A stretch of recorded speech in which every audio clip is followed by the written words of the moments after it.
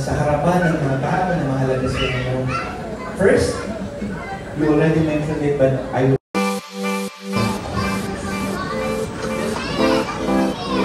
Brother Jonas and Sister Abby, you will commit yourself to be a godly parents, to set a good example for her, and to really intently and deliberately teach her yung kung sa lahat ng the good guidance.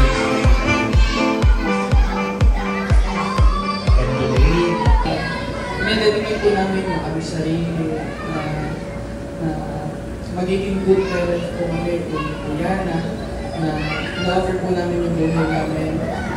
At tanging dalangin lang po namin ay bigyan niyo po kami ng karunungan ng gagawin sa inyo para madala po namin si Eliana sa nais po sa inyo, sa purpose niyo po sa kanyang buhay. Makalaki po namin siya na may takot sa inyo, sumusunod